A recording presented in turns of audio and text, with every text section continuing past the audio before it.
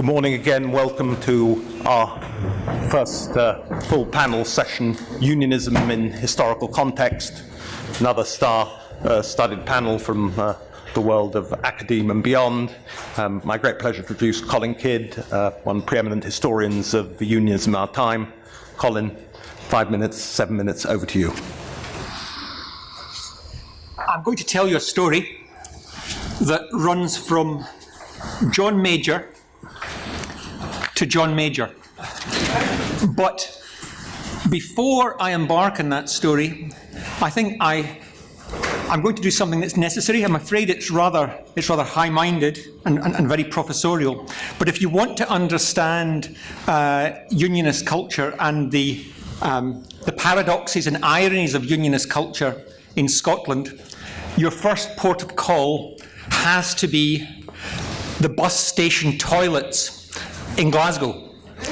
And there you will consult a very interesting primary source, the graffiti on the bus station toilets. And I guarantee you, you will never see the date 1707 there, but you might well come across the date 1690. The Battle of the Boyne, of course. And my point here is not, as you might imagine, to say that there's something very similar between the unionisms of Northern Ireland and Scotland. In fact, I'm going to say the exact opposite. Scotland once had a unionist party between 1912 and 1965. It was a capital U unionist party that stood for the union, first of all with Ireland, and then from the early 1920s, the union with Northern Ireland. Scottish unionism, small u unionism, didn't have a party and has been relatively inarticulate. Unionism, though, was an idea that was invented in Scotland. And here I'm going to introduce John Major I, a Scottish philosopher writing in the 1520s, whose name was John Mayer, but who Latinized his name to Johannes Major, or John Major. And what Major argued in his work, The History of Greater Britain, those of you who have excellent Latin will work out what the pun is there with Major's name. He argued against nationhood. He argued that a union was an essential remedy, an essential bulwark against an English empire. And in a way, the union was a way of preserving an element of Scottish nationhood from English domination. Note, too, that Major invented the idea of Anglo-Scottish unionism in the 1520s. He wasn't justifying the Union of 1603, he was writing almost a century in advance of it. The other John Major is conspicuous for being one of the few people to articulate an ideology of unionism. And he does it in his memoirs. Very unusual to find a chapter on the union in a politician's memoirs. And of course, secondly, the way he framed the 1992 general election campaign with his defence of the union. But what is significant about these two John Majors is that they're atypical. Anglo-Scottish unionism has been largely banal, inarticulate, instinctive. It's been like the wallpaper or the furniture in Scottish politics. It's not been conspicuous or articulate. What has been articulate for much of the Union's history between the 1710s, shortly after the Union, through to the 1920s have been ecclesiastical issues. It was tensions over church-state relations, over relations between Presbyterianism and Anglicanism, that was the grit in the Union. That is what forced Scottish writers to be articulate about what the Union was. And so insofar as we have a body of thought about the Union between the early 18th century and the end of the first quarter of the 20th century, it was essentially ecclesiastical. And before the referendum of 2014, the biggest issue, the major crisis point in the Union was in 1843, the year of the Great Disruption, when the Free Church of Scotland broke away from the established Church of Scotland over antipathy to the British state in one aspect only, the aspect of its Erastianism, that is the notion that the Church is subordinate to Parliament. And that was the only basis of, if you like, Scottish friction, Scottish antipathy to the British state. That was all resolved in the 1921 Church of Scotland Act, which, if you don't know your statutes at large, is the most amazing piece of legislation, if it is in fact legislation, on the books, because it explicitly says that it's a concordat between church and state, and that Parliament is not sovereign over the Church of Scotland. I could also throw in a bit of audience participation here.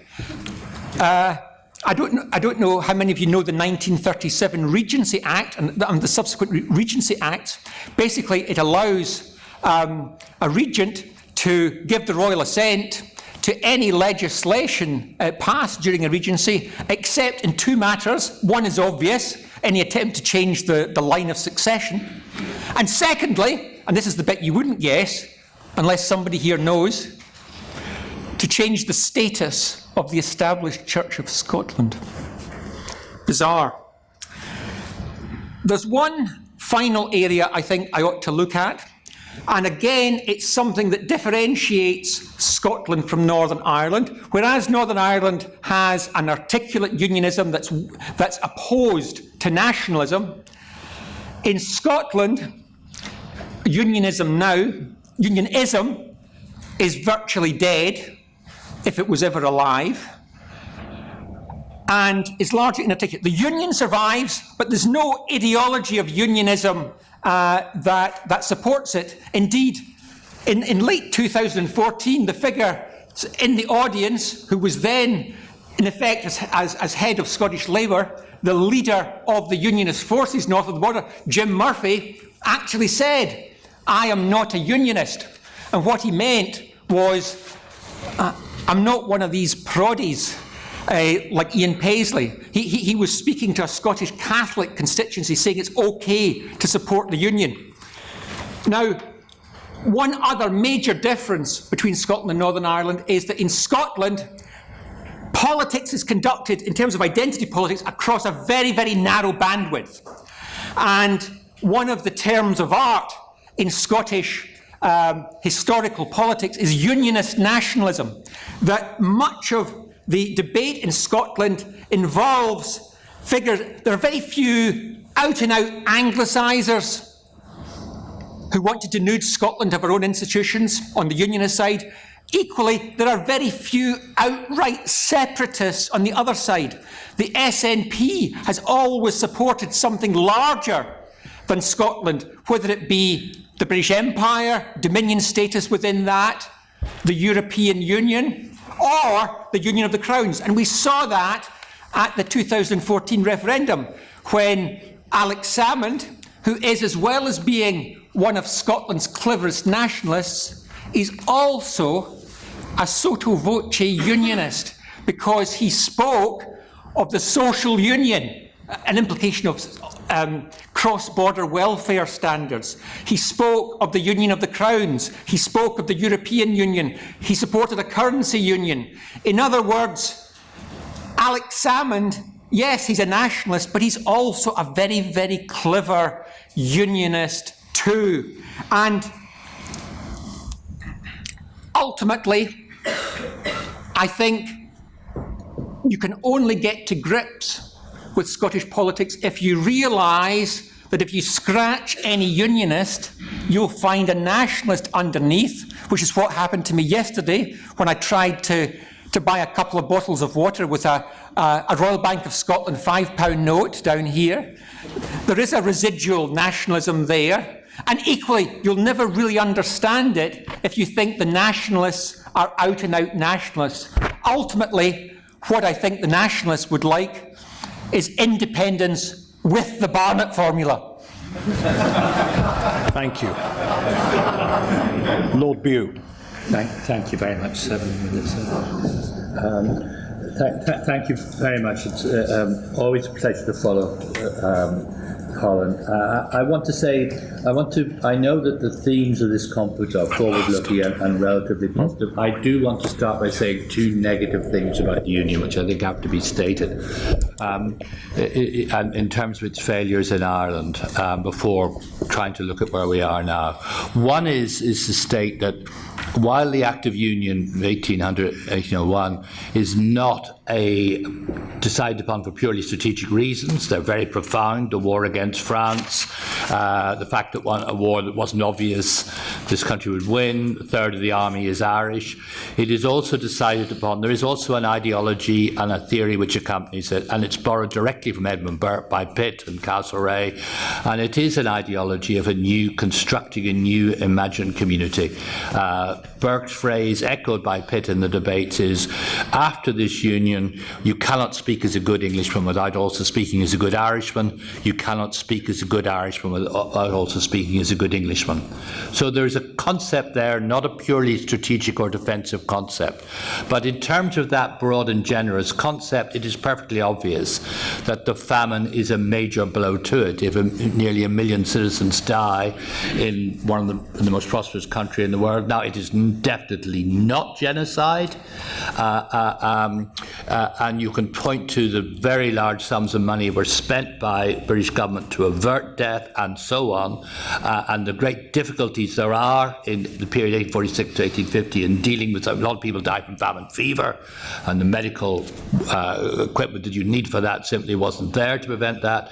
You can make all these points, certainly not deliberate genocide, but you can also make the point that there is an example of something we all the time see, which is compassion fatigue. The attitude to the English public in the famine in the first year is very generous, popular reaction, and as it goes on, 1, 2, 3 years, it is, why don't these people get their act together? Surely they could be doing more themselves. And then stories about Irishmen buying guns and so on, rich farmers ripping off British aid, all these things. Then, in a pattern you will every day of the week discover when we're talking about the Third World, when there's a famine there. The trouble is, Ireland is an integral part of the United Kingdom, and it is therefore a political failure, not a moral failure like genocide, a political failure and a huge blot on the record of the Union. The second thing, very obviously, is the period of inattention that the British government gives to Ireland and Northern Ireland after the quite reasonable decision to partition in 1921, in fact the only possible decision, but it does allow a culture of discrimination to develop in Northern Ireland. It has to be said, it's not the case that liberal principles were anywhere to be found in the island as a whole, actually, as regards minority rights, but nonetheless something that within the United Kingdom, the UK Parliament's inattention does lead to an explosion. Roy Jenkins, by the way, a great hero to many British Liberals, one of the key Home Secretaries, who was told in the mid-60s, key reforms here, very quickly, you can avoid an explosion. And he said, I don't think British politicians get involved in Irish politics. It's always a disaster. Puffed on a cigar and it went away. So there is a second problem there. These two things have to be acknowledged if one is going to speak fairly of the more positively of the Union. Now, what I do want to say is, and I want to talk very briefly about the economics of the modern Union. I want to say something about it because Arthur Ocky's brilliant paper on the State of the Union, which many of you will now have read, is brilliant on the politics and I think the broader philosophy of the Union. There is something which needs to be said about the economics to add to that paper, and it's entirely constant and supportive of his argument. And it may be an inarticulate conviction of the way the Union operates, but this is how it is operated as far as Northern Ireland, and Colin's already referred to the Barnett formula, works. In 1921, the Treasury, Otto Nehammer, utterly convinced. The Northern, all right, we're letting them stay in the United Kingdom, but they must contribute. They must get no subsidies of any sort. Doesn't matter that they might be poor or whatever. There must be no money must come out of London. Indeed, they must send money to London for the upkeep of the imperial. They must pay an imperial contribution. Gradually, the World Depression, the troubles, first of all, the violence in Belfast, the World Depression, this becomes impossible. By the end of the 30s, the Treasury Controller Richard Hopkins is saying, we actually are subsidising by fudges, dodges and wangles that nobody understands. And it's this inarticulacy, but nonetheless, the unavoidability for the centre in actually supporting the poorer regions is what's so interesting about the Union. There's no theory of it. Hopkins says, don't know how we reached this point, but we're doing it. Fudges, dodges and wangles at the end of the 30s. Harold Wilson said, according to Richard Crossman's diary, said, can somebody explain why we're subsidised, where the money goes? And they sent Jack Diamond down to the Treasury, and nobody can produce an answer. There's so many ad hoc decisions made over the years on the back of a cigarette packet that unless you're going to have serious social disorder or serious social deprivation in what is now one of the poorer parts of the United Kingdom, the shipyards and so on, having long passed their great eminence of 1880 to 1920, you're just going to have to do it. Now, I'm just operating how the way, and again, Scotland Barnett formulas. In fact, one of the things about the House of Lords is every year Joel Barnett would get up and say, this formula is named after me. It was a totally ad hoc thing. I did it on the back of a cigarette packet, and it ought to be, it's very good for Scotland and so on, but we ought to have a theory. We ought to think and start again. And look again at what we're doing here. So there is an inarticulate, but almost unavoidable, profound tendency within the system to provide economic support throughout the Union. It just seems to operate. It operates against the will of senior Treasury mandarins, but it's unbeatable, and it's unbeatable to this day. Just that tremendous victory. The imagined community somehow triumphs over Treasury doctrine again and again and again, however enfeebled we might think that imagined community to be. Now, I just want to talk very briefly now about the current moment, the implications of the recent PX poll. One of the things that the PX poll shows is within England itself, English support for the Union is, to put it mildly, not on the decline. That is fundamental if you're talking about a border poll in Northern Ireland, because this will be a two-sided game. And what it does depend on partly what the rest of the United Kingdom says. I just very briefly want to say something about the English superpower. Does anybody in this room, I remember saying this in Cambridge to rage when I was a Remain voter, at that point, very strong support, because I could see the trouble what Brexit would mean for Northern Ireland, right? But I remember saying, I totally expect this to be a narrow victory for Remain, and the Celtic fringe will win it, and English will accept it. Does anybody in this room doubt for 1 minute if that had happened, the English would have not accepted it? Of course they would have accepted a narrow. Just again point out the Union words. Even though if it had been, as I didn't believe for a minute the Welsh would vote by a majority. I thought the majorities in Scotland for remaining in the European Union would have been higher, and so on. Does anybody believe that the roles have been reversed? The English would now be chuntering around the place saying it's outrageous, the vast majority of English vote this way, and these ridiculous people stopped us. It's so instructive of how this actually operates. And it's another indication of how something like the Union or the Unionist sensibility does exist. Very briefly, it's very, very important, if you're talking about the future now of North, is to look at the general election. There is no question that Brexit has mobilised and made angry every moderate Irish Catholic on the island and made them more anti-British, and this is reflected in higher nationalist sentiment in Northern Ireland than existed before Brexit. No question.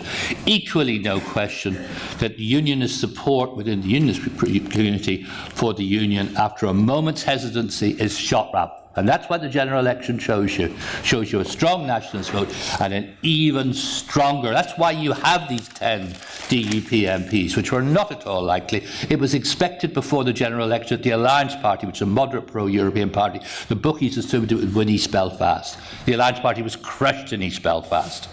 And this is very important. I think the polling evidence is not a problem.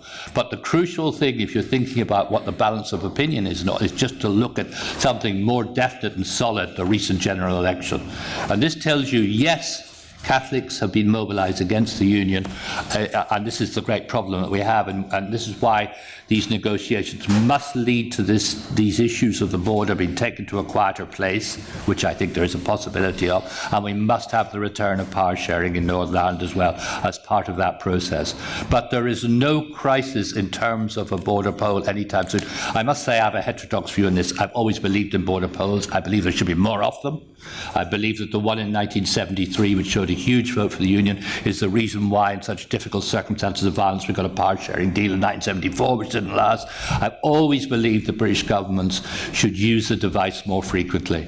I don't know at all why, if I was in Sinn Féin, why I would argue for it. I'll be absolutely honest. Always believed it's a device that you should use. I understand there's concerns about polarisation. We have a lot of polarisation anyway.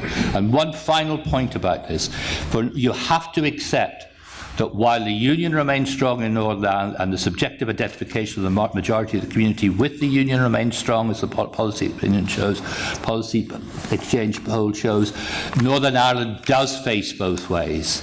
And you have to have institutions, which we already have with the Good Friday Agreement, which permit accept an acknowledgement to that. Everything that I'm saying is based on an assumption that Northern Ireland faces both ways. Thank you. Thank you. Naomi Lloyd-Jones, welcome.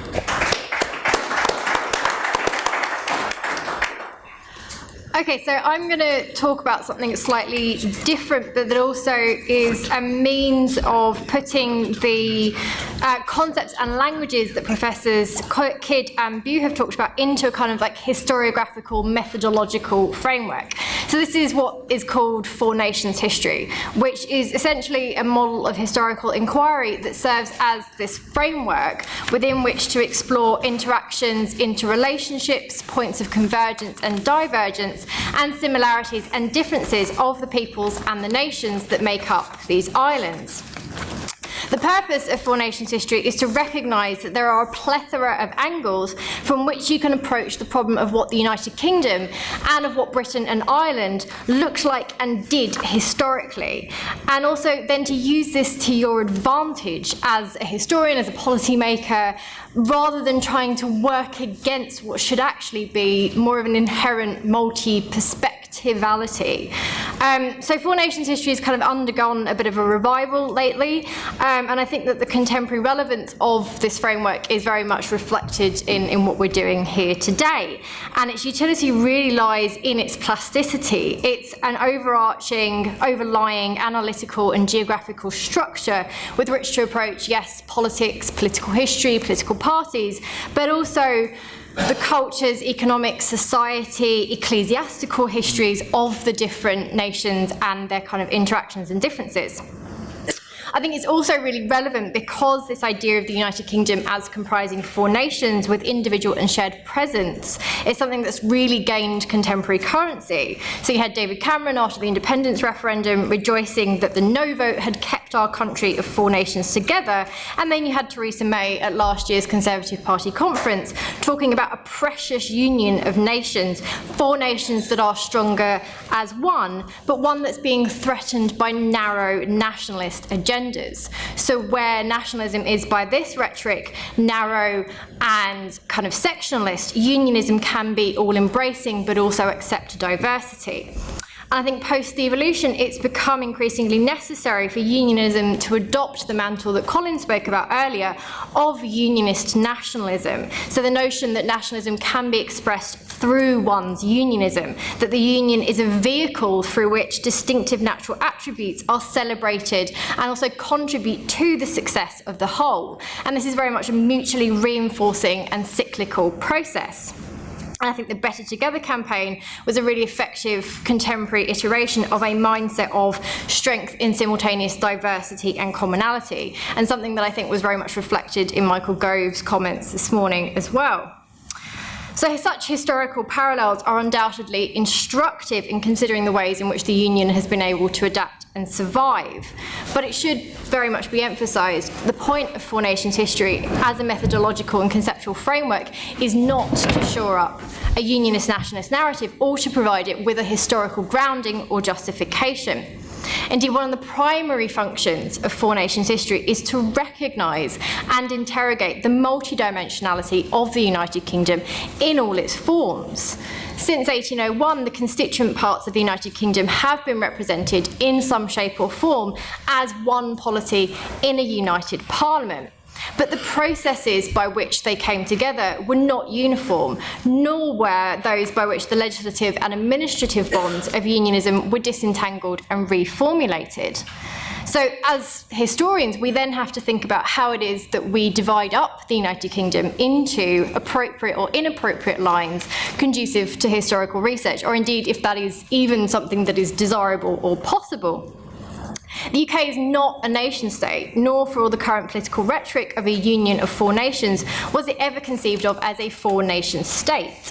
It might perhaps be more accurately described, in the words of the political scientist James Mitchell, as a state of unions. And the four nations to which politicians today refer, England, Northern Ireland, sorry, Freudian slip there. England, Northern Ireland, Wales and Scotland are not the same as those to which 19th and early 20th century politicians, commentators referred to. Neither are they coterminous with the three kingdoms that were united in 1801. So if Northern Ireland is one of our contemporary four, how does that then fit into the schema with which we arranged the unions pre-1922? And if we juxtapose British history and Irish history, are we suggesting that there's a homogeneity to the British experience and that it is inherently separate from the Irish? So the United Kingdom is really to be thought of as more than just the sum of its unions, and its history must therefore amount to more than a history of these unions. People's ideas, identities, ethnicities, cultures and relationships overlapped. They transcended, superseded, reinforced and undermined the borders and parameters of union. They developed and functioned within each nation and within the broader whole. So, Four Nations history, therefore, is about trying to take a holistic, pluralistic approach that equates neither England with Britain nor Britain with the United Kingdom. This is not about forcing together or prizing apart England, Ireland, Northern Ireland, Scotland and Wales. This is not about totalising these histories or atomising them, but it's about polycentric narratives in which, however real or perceived the hegemony of one nation over another may be, that national narrative should not dominate or preponderate or be equated with that of the whole. So on the one hand, Four Nations history is about shifting away from distortive and reductive Anglo-centric or Anglo-oriented accounts, and also from core periphery models. And one's core and one's periphery differ according to where it is that you're actually writing and researching in your topic and your period. And so Four Nations therefore recognises the existence and vibrancy of separate national histories, but emphasises that the history of one didn't operate within a vacuum, unaffected by any of the doings or goings on in any of the others. And here Britain can kind of act almost as a fifth nation, simultaneously the superstructure within which such exchanges took place and the basis on which to construct something of a supra-narrative that can make sense of shared dealings. In turn, it can acknowledge that the size that each part of the United Kingdom plays will not always be equal. So to kind of give you a little bit of a background information very quickly of the kind of historical context in which this work has been done. 2 minutes, okay, fantastic. So G.G.A. Pocock wrote about a reorienting of historical axes and the decentering of historical narratives. 40 years ago, he criticised histories of England in which Welsh, Scottish and Irish actors appeared when and only when their doings assumed the power to disturb the tenor of English politics. And he also criticised histories of Wales, Scotland and Ireland written as separate enterprises within separate historiographical traditions. His lament was in part influenced by the fact that he was a New Zealander, disquieted at Britain turning away from the old Commonwealth and having decided in the process to become European. So kind of riff off what Michael Gove was talking about this morning, the EU was not, for Pocock, a replacement for the Empire. It's not until the 1990s that Pocock's call was really taken up with any kind of great vigour by historians, but their work was very much like Pocock, product of their historical moment. Britain's relationship with the European community was again firmly on the agenda, but perhaps more pressing was the spectre of the breakup of Britain, to which Arthur Orhey's paper refers. Devolution was looming, and British history was now being written by those who were concerned with understanding the origins of something that looked set for wholesale transformation. When the United Kingdom remained intact, albeit in modified form, British history again took a back seat. So the context for today's revival of Four Nations history is one in which there persists both a British problem and a European problem. Previous endeavours at writing British history were directed at understanding the mechanics by which the United Kingdom came to be formed. But it should not follow that Four Nations history is simply to observe either the maintenance or the dismantling of the principles, structures, institutions, or mindsets of union across the intervening centuries, or about homogenising an identity in search of what has actually helped to underpin unionism. A comparative aspect can be employed here, but it is about assuming an underlying difference rather than similarity of purpose, motive, or identity. Nor, to invert Pocock, should the decision to become British again prompt a kind of historical Little Englanderism, where we look only inward for our historical explanations. Just as we need to recognise that none of the Four Nations operated in historical isolation, so we must acknowledge that the relationship between British and European history is one that is alive and well. This is not about taking back control of our history, but recognising that it is actually incredibly diverse and working with that diversity. Thank you.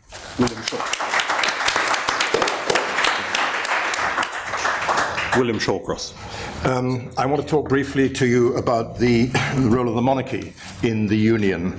I'm sure you all remember George Orwell's famous remark in 1943 that an English intellectual would rather be seen stealing from the poor box in church than praising the king. I'm sure there are no such people here today.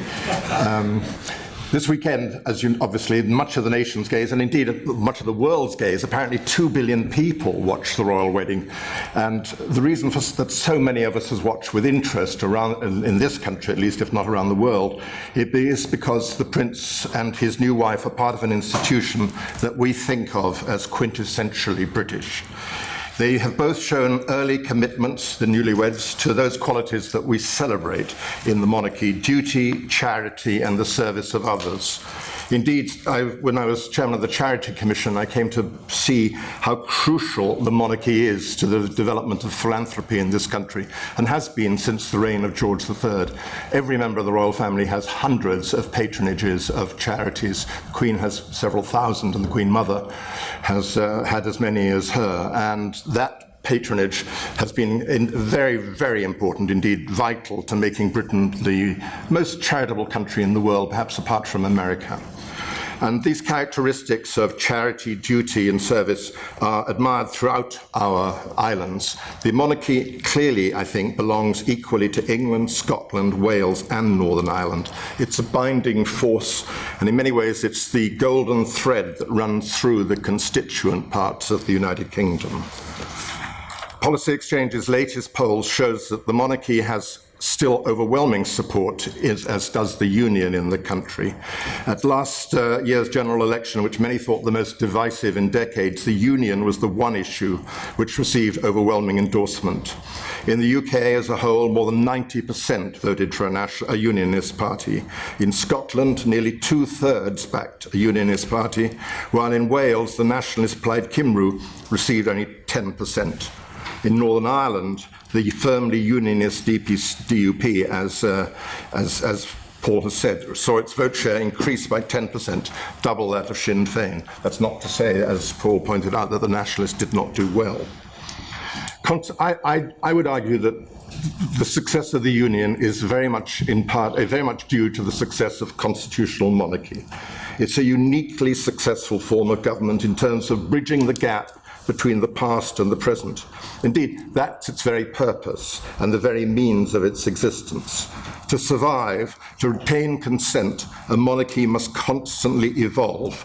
And we can see in the wedding 2 days ago how astonishing the change has been in the monarchy since our longest reigning monarch has been on the throne since 1952.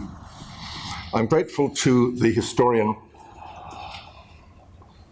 Andrew Wilson, who in his wonderful book, After the Victorians, quoted the French philosopher Simone Weil, who was in the French resistance and then died of tuberculosis in Kent in 1943. In her book, The Need for Roots, she wrote that Britain was exceptional among European powers in maintaining, quotes, a centuries-old tradition of liberty guaranteed by the authorities.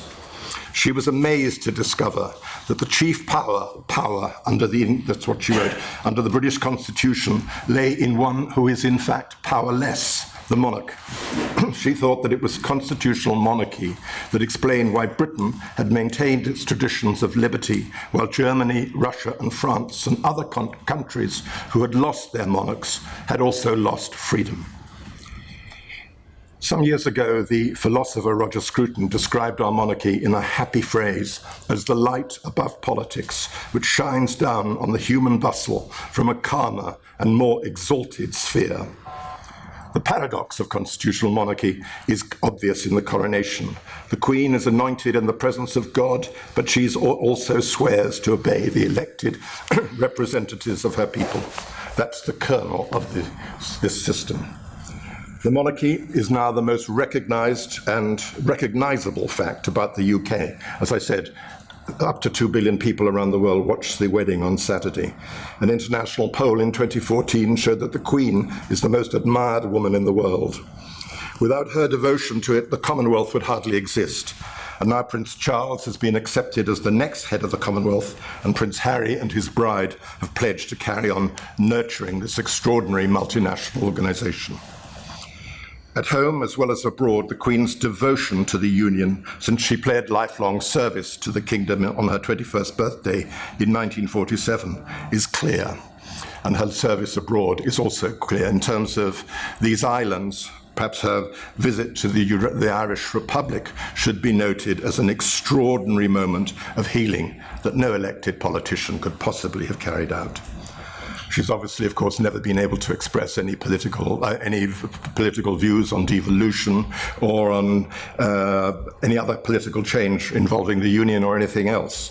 But before the referendum on Scottish independence, you may recall that she felt able to say that she hoped that the Scottish people would consider their choice very carefully.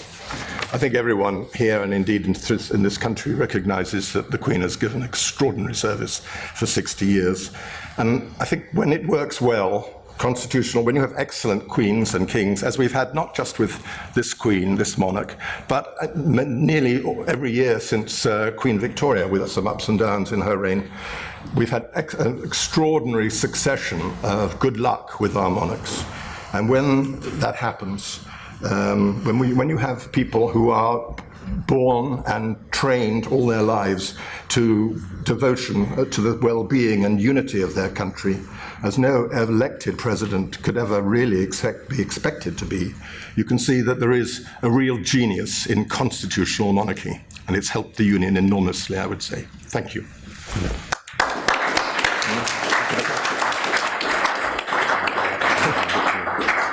Thank you. We've got 20 minutes of questions. I'm sure much food for thought there. Who do I see wants to? Gentleman there, name and organisation.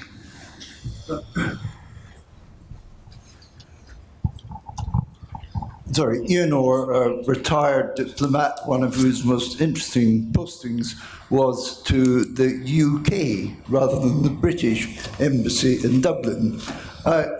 I'd like to ask the panelists if they think that the three very different devolution settlements have helped or hindered the creation of appropriate national infrastructures in areas like environment, health, education, transport. I'm not qualified to answer that. Colin.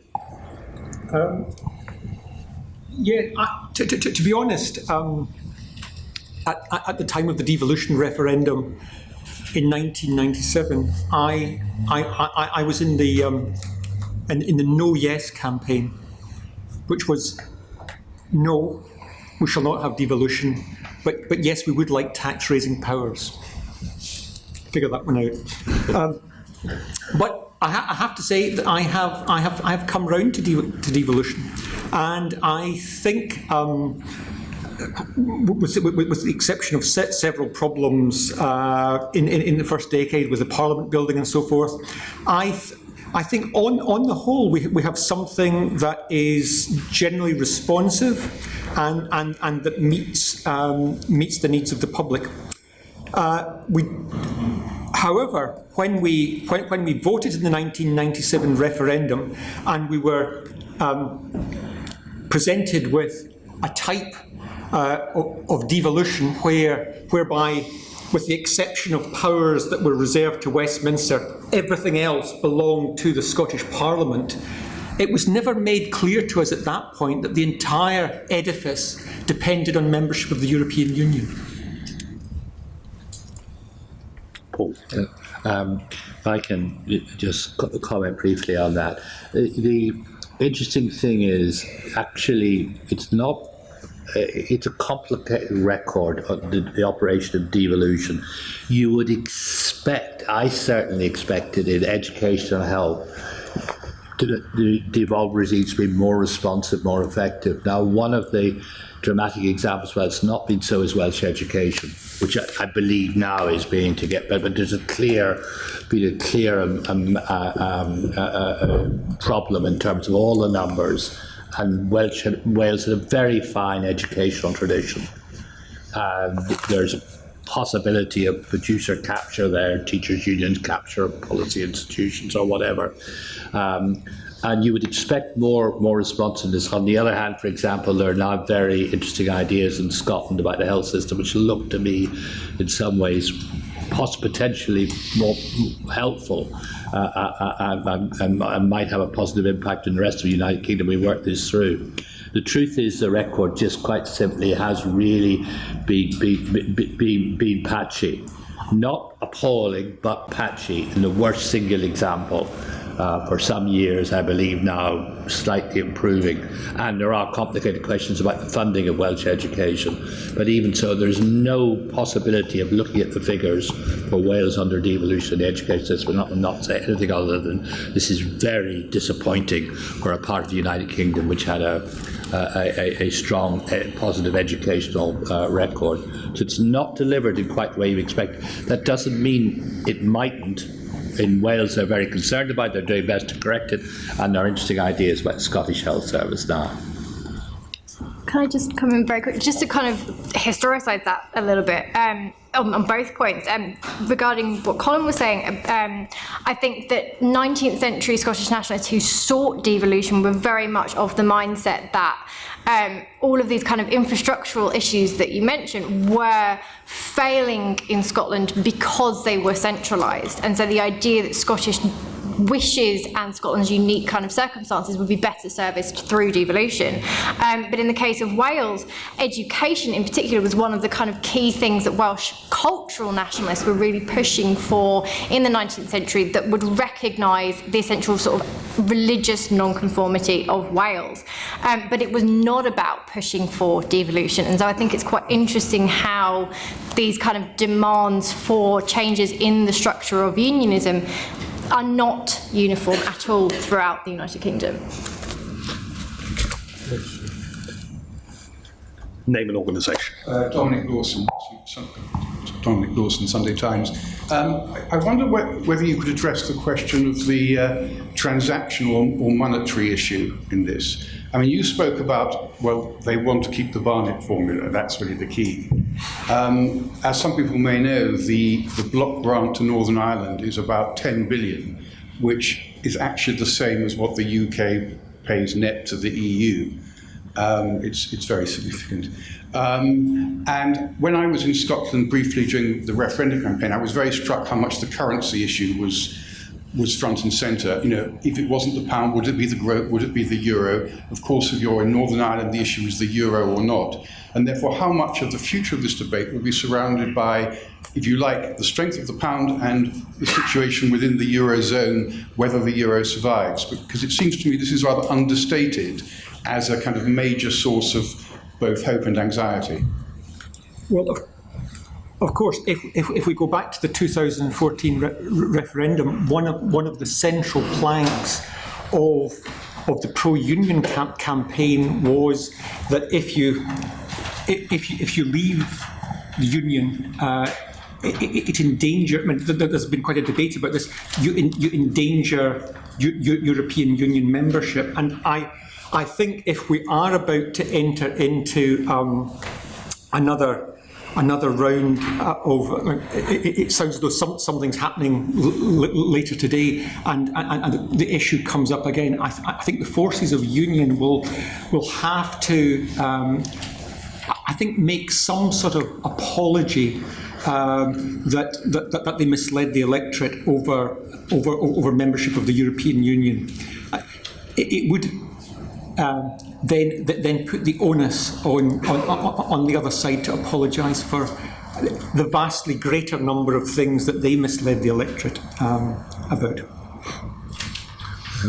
Could I come briefly on Tom? Just to say the 10 billion is very important. It's heading somewhere between 26,000 to 30,000 for every family of two, nationalist or unionist. To make a simple point, it is also the reason why everybody really knows the outcome of the border poll, right? I mean, because it's as simple as that. The Irish state is doing very well economically now. And there's an interesting calculation recently. Yeah, they could get someone near 3/4 of that if they just didn't pay anybody any pensions in Ireland. And nobody is quite. The Sunday Business Post article was expected about 2 months ago. There is no willingness to take on these sacrifices, no cultural preparedness.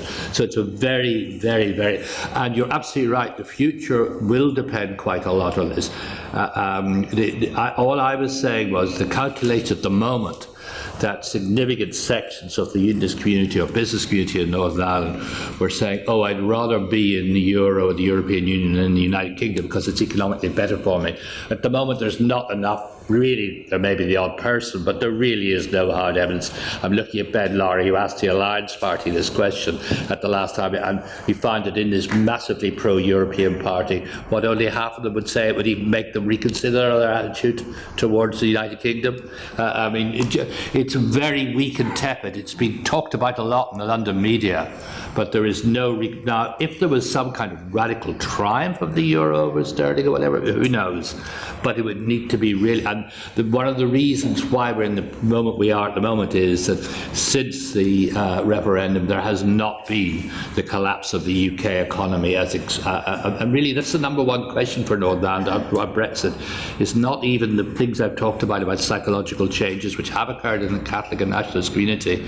The number one question is quite simply this: is the British economy going to collapse the way that people who oppose Brexit had said? And as it hasn't, that's why we're in a relatively stable place. Sorry, did any of our other panelists? Sorry, I didn't mean to go there. Gentleman at the back, been waiting. Name and organisation. Simon Lee, Open University, Professor of Law, Director of Citizenship and Governance Research, and also Emeritus Professor of Jurisprudence at Queen's Belfast. Hi, Paul. I'd like to suggest that Marianne Elliott's monumental history, The Catholics of Ulster, in its last chapter, has an important clue to the glue that holds the Union together. The last chapter is called A Resentful Belonging. And it seems to me that various panellists have hinted at this but not quite said it, that actually people quite like resenting belonging to institutions such as certainly the Open University or many universities, the BBC, the United Kingdom, whatever it might be. And therefore, when people are running down the Union, it actually feeds that narrative itself. And so we ought to explore that. And having voted to remain, I resent the fact that we lost, so I can have a bit of resentful belonging. But I'm cheered up by the fact that those people who really resented belonging to the EU are now going to struggle to know what to present next. Thank you. That's right. Brilliant. Paul? No, just I agree with the use of Marianne spoke. Colin? Yes, I mean, I think here one of the major issues, though, is that there is this resentment, but when you resent a particular government, it so easily seeps into the general and becomes a resentment against the British state in the abstract. And this is the problem, I guess, that we have in Scotland, so long as there is a conservative or conservative-led government in the UK. Just another kind of phrase that's jumped to mind. There's a work on 20th century secularisation by Grace Davie, where she talks about believing without belonging as being the kind of pattern of religion in the 20th century. And I wonder if maybe, to riff off that with what Colin was saying earlier, perhaps unionism is now about belonging without believing. Thank you. Can I just get a sense, because we've just got 5 more minutes, who else wants to ask questions, so I get sort of flavour, and maybe we take them as a clutch of questions, perhaps down each side. Gentleman there on the far right in front of me, though I think you would not welcome that ideological categorisation. Name and organisation. John Lloyd, far right of the FT. This is mainly, I think, for William Shawcross. It's obviously true that the Queen is very popular, and that, I guess, means that the monarchy is very popular. As he will know, the polls dramatically fall off for her son, for Charles, and even more for his wife. Is it at a time where we privilege celebrity, and that was clear in the wedding yesterday, identity politics, as Michael Gove was talking about? Do you think that the attachment to monarchy will survive the passing of the crown to a much less popular figure? Can I just take a few other questions, just because, as I say, there's so little time? Yes, 2 more questions on this side of the room. Gentleman in the middle there and gentleman at the back. Name and organisation, please. Kevin Haig, Chairman of These Islands. I'd just like to revisit the question of the Barnett formula and the economic question. I think the point has been well made about the practical economics of Northern Ireland and the extent to which money flows in that direction. And clearly, with oil now gone, to all intents and purposes, as a tax-generating force, the flow is the same in terms of the Barnett formulas to Scotland, and that arguably is one of the strongest pieces of glue that keeps the union together. It's also been, the point has been well made that the Barnett formula was only ever intended to be temporary. I think it's also worth making the observation that the Barnett formula has been demonstrably unfair towards the other devolved nations other than Scotland since it's been in place, mainly because of different rates of population growth in a way that I don't think Joel Barnett foresaw or expected or thought of when he put that formula in place. My question to the panel then is, do we ignore the Barnett formula because it's there and it's too much trouble to talk about, and actually any challenge to the Barnett formula would weaken the flow of funds to Scotland and therefore increase that existential risk? Or do we actually need to finally grasp that question of putting in place a fair structure for redistributing funds around the UK? One more question just at the back. Sorry if I've disappointed anybody. Gentleman there at the back on the same side. Thank you very much. Duncan Robertson from The Economist. It's just a quick one, but maybe a difficult one. Does England need its own parliament, and will it get one? Which one did you want? One do you take whichever one you want. I think there was one for William Shawcross. The English Parliament, very quickly. The idea that England essentially has home rule is something that nationalists were very much pushing, because England had a very strong majority of votes over the other parts of the United Kingdom, and also it was something that was essentially ridiculed as a return to the heptarchy in the 19th century. The idea that England doesn't need it because it is well enough represented, but also you get into the question of how do you actually define what are English questions as opposed to British questions, and then English questions as Welsh questions.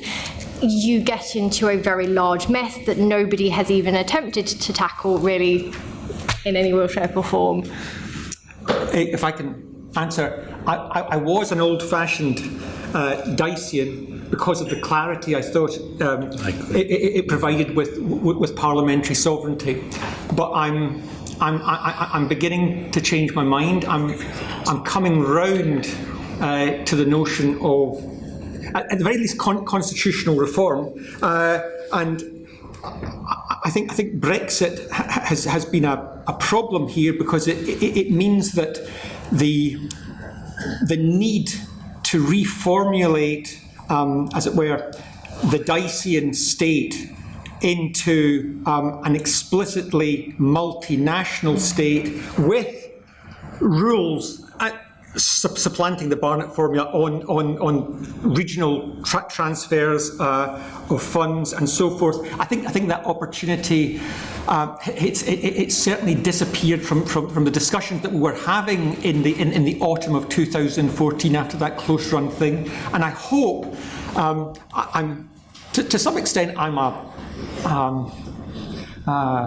a partial friend of the House of Lords on many questions, but I suppose we did start a process of reform there in 1911, and it does strike me that a little over a century later, that's as it were the open goal that we're faced with, whether to turn the House of Lords into a Senate, or as I think I personally would prefer something like a Bundesrat representing the devolved governments. There is an opportunity there, and I think that would resolve some of the fairness issues, because of course there isn't simply the Barnett fairness issue. There's also what Scots were talking about from the 1980s onwards, the democratic deficit, and arguably we've also had within a multinational, what is now explicitly a multinational state, a democratic deficit when two of the four, admittedly uneven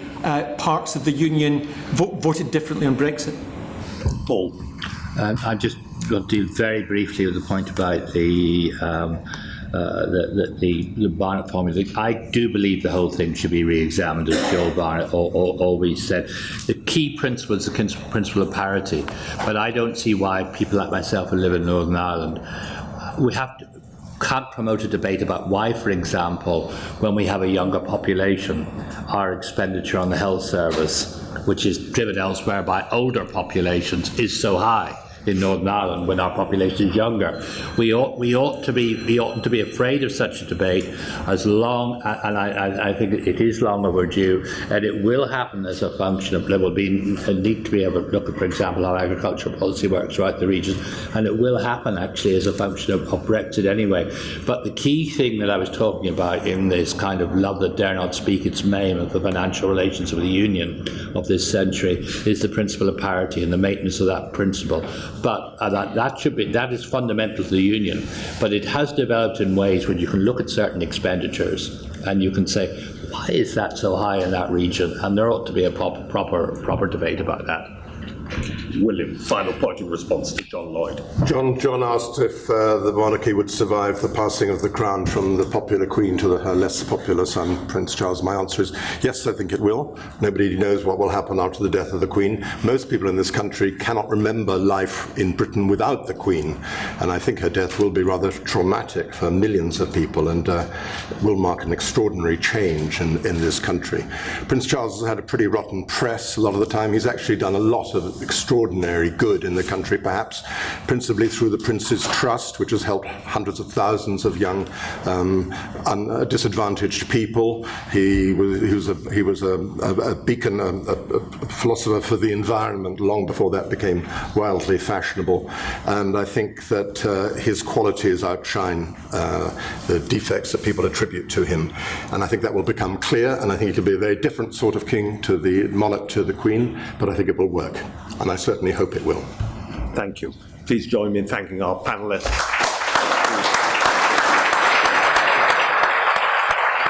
Thank you. A lovely meeting. See you all at 11:15.